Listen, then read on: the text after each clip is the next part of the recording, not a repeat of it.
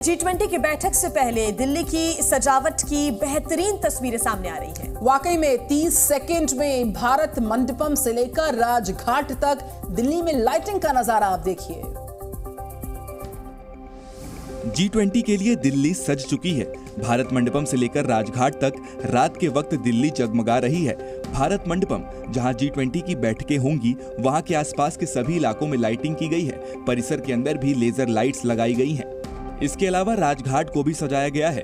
महात्मा गांधी की मूर्ति के अलावा कई जगहों पर लेजर लाइट्स लगाई गई हैं। दिल्ली के लगभग हर बड़े चौराहे पर G20 का लोगो नजर आ रहा है। ITO में बने DDA के हेडक्वार्टर को भी सजाया गया। इस इमारत के ऊपर G20 का लोगो देखा जा सकता है। वहीं G20 के मेहमानों के लिए शॉपिंग के स्पेशल इंतजाम भी किए गए हैं। वाकई में मोदी जैकेट से लेकर खादी के कपड़े और उसके साथ साथ बनारसी साड़ियों की प्रदर्शनी भी मेहमानों के लिए सजी हुई है। G20 के मेहमानों का स्वागत करने के लिए प्रधानमंत्री नरेंद्र मोदी तो रहेंगे ही, साथ ही मोदी जैकेट भी रहेगी। G20 के इवेंट्स के दौरान खादी इंडिया का स्टॉल भी वहां मौजूद रहेगा। मेहमान चाहें तो ये कपड़े खरीद सकते हैं। जो कपड़े खादी इंडिया G20 के मेहमानों तक पहुंचाएगा, उसकी एक छोटी सी झलक यहाँ पर मौजूद है। G20 के इवेंट के दौरान कपड़ों के जरिए भारत के हर राज्य की संस्कृति की झलक देखी जा सकेगी। यहाँ बनारसी साड़ी से लेकर खादी जैकेट, हर तरह के कपड़े मिलेंगे। इसके साथ स्वदेशी उत्पाद भी खरीदारी के लिए मौजूद रहेंगे। वहीं देखिए, G20 के मेहमानों को महात्मा गांधी के आदर्शों का पाठ भी पढ़ाया जाएगा। इसके लिए एक विशेष चरखा प्रगति मैदान में लाया जाएगा।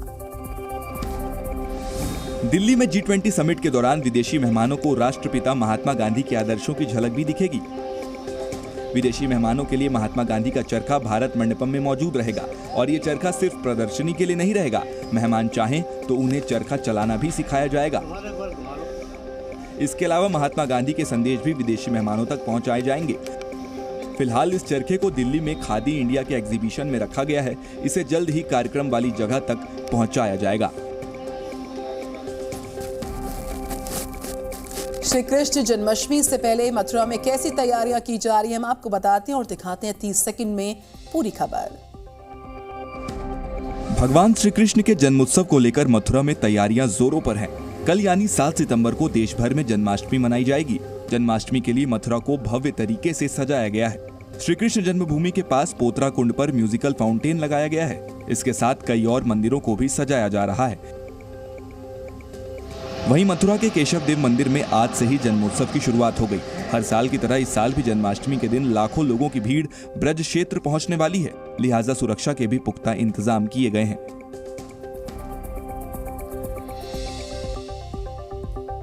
ओडिशा के पुरी की बात कर लेते हैं, जहां समंदर किनारे भगवान कृष्ण और चंद्रयान की तस्वीरें बनाकर सैंड आर्टिस्ट ने देश भर के लोगों को जन्माष्टमी की शुभकामनाएं दी हैं। कुछ तस्वीरें हम आपको दिखाते हैं। ओडिशा के पुरी से ये तस्वीरें सामने आ रही हैं, जहां समंदर किनारे भगवान कृष्ण और चंद्रयान की तस्वीरें बनाकर सैंड आर्टिस्ट ने देश भर के लोगों को जन्माष्टमी की शुभकामनाएं दी हैं। बेहद खूबसूरत तस्वीरें और यहाँ पर लोगों का जमावड़ा देखने को मिल रहा है।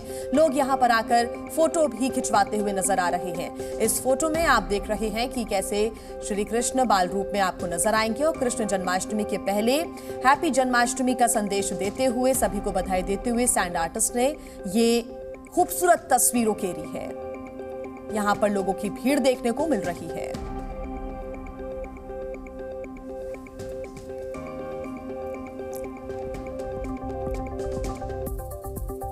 और देश के अलग अलग बाजारों में गणेश चतुर्थी की रौनक भी नजर आ रही है। भगवान श्री गणेश की मूर्तियां मार्केट में आना शुरू हो चुकी हैं। देखिए उनकी तस्वीरें अगली रिपोर्ट में। गणेश चतुर्थी को अब 2 हफ्तों से भी कम समय बचा है। हर साल की तरह इस साल भी देश भर में गणेश चतुर्थी का लोगों को बेसब्री से इंतजार है। मूर्तिकारों ने भी अब भगवान गणेश की प्रतिमाओं को प्रदर्शनी में लगाना शुरू कर दिया है। सूरत के बाजार में भगवान गणेश की प्रतिमाओं का आना शुरू हो गया है। अलग अलग रूप रंग में भगवान गणेश बाजारों तक पहुंच गए हैं। अब बस कुछ दिनों का इंतजार और फिर आपके घर, दफ्तर समेत देश के हर कोने में गणपति बप्पा विराजमान होने वाले हैं। आगे बढ़ते हुए आइए बात कर लेते हैं वाराणसी की, जहां के एक होटल में इतनी भयंकर आग लगी कि उस होटल का हर कोना खाक हो गया। देखिए तस्वीरें। वाराणसी में एक 3 मंजिला होटल में भयंकर आग लग गई। होटल के एक मंजिल में लगी आग धीरे धीरे 3 मंजिलों तक पहुंच गई और फिर इस होटल का हर कमरा, हर कोना आग की लपटों में समा गया। आग लगने के बाद बिल्डिंग के हिस्से रह रहकर जमीन पर गिर रहे थे। इस खतरनाक मंजर ने आसपास के लोगों को भी डरा दिया। जिसने भी इस होटल को जलते देखा बस देखता ही रह गया। आग की आंच इतनी तेज थी कि उसके पास खड़े रहना लगभग नामुमकिन था। कड़ी मशक्कत के बाद आग पर काबू पा लिया गया है। सीरिया में सरकार ने विद्रोहियों पर जमकर गोले बरसाए हैं। गोलीबारी को कवर कर रहे पत्रकारों के कैमरों में हमले का लाइव वीडियो रिकॉर्ड हुआ है।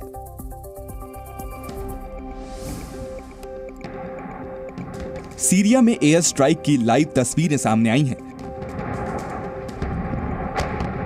सीरिया की सरकार ने उत्तर पश्चिमी इलाकों में विद्रोही गुट के ठिकानों पर हमले किए हैं। हवाई हमलों को लाइव कवर कर रहे पत्रकारों के कैमरों में हमले के अलग अलग वीडियोस रिकॉर्ड हुए और अब इन्हीं वीडियोस में हमले के बाद धुआं उड़ता साफ देखा जा सकता है। हमले की रिपोर्टिंग कर रहे पत्रकार गोलाबारी के दौरान खुद को बचाने के लिए एक गांव में छुप गए थे। रूस के कब्जे वाले दोनेत्स्क में एक बार फिर गोलाबारी शुरू हो गई है। इस बार यूक्रेन पर गोलाबारी करने का आरोप लगा है। रूस के कब्जे वाले दोनेत्स्क में एक बार फिर गोलाबारी हुई है। रिहायशी इलाके में हुए हमले में करीब 4 नागरिक घायल हुए।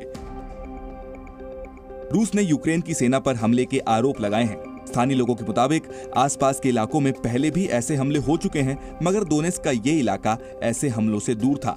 गोलाबारी की वजह से इन लोगों का घर पूरी तरह तहस नहस हो चुका है।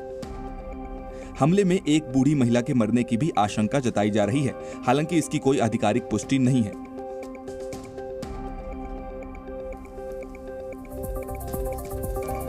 तो चीन के 2 नागरिकों ने मिलकर the great wall of China के एक हिस्से को तोड़ दिया और इन लोगों ने शॉर्टकट रास्ता भी अपनाया और ऐसा किया। देखिए इस रिपोर्ट को।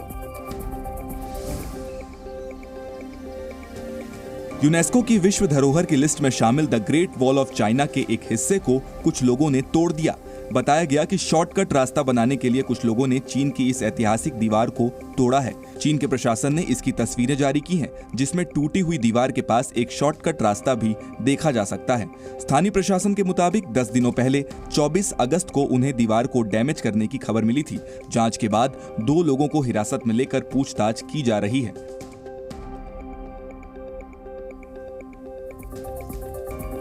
आइए अब बात कर लेते हैं ग्रीस की, जहां तूफान और बाढ़ के बाद काला सागर यानी कि ब्लैक सी के पास खतरा बढ़ गया है। बाढ़ के पानी में कुछ गाड़ियां भी तैरती हुई नजर आ रही है। ग्रीस में मूसलाधार बारिश के बाद बाढ़ जैसे हालात बनते जा रहे हैं। नदियों और नालों का पानी ग्रीस के वोलोस शहर में घुस गया, जिसके बाद शहर में पानी की तेज धार का कब्जा दिखा। तूफान की वजह से समंदर की लहरों ने भी विकराल रूप ले लिया। समुद्र तट के किनारे बनी पार्किंग स्विमिंग पूल में तब्दील हो गई है। तूफान की वजह से ये बस भी पलट गई थी। बाढ़ के बीच किसी तरह लोग अपना गुजर बसर करने को मजबूर हैं। बाढ़ और तूफान से एक शख्स की मौत भी हुई, जबकि कई लोग इस पानी में बह गए हैं। यूरोपीय देश बुल्गारिया में तूफान और बरसात के बाद इमरजेंसी लगा दी गई। 30 सेकंड में आपको दिखाते हैं बुल्गारिया में बाढ़ के हालात कैसे हैं, तबाही का मंजर कैसा है। यूरोपीय देश बुल्गारिया में मूसलाधार बारिश ने लोगों को मुसीबतों के मझधार में फंसा दिया। काला सागर के तट पर समंदर की लहरें अपने साथ कई गाड़ियों को बहाकर ले गईं। बारिश की वजह से बुल्गारिया के कई गांव बाढ़ की चपेट में आ गए। खतरे को भांपते हुए स्थानीय प्रशासन ने सेरेवो कस्बे में इमरजेंसी लगा दी। साथ ही लोगों को ऊंची जगहों पर जाने को कह दिया।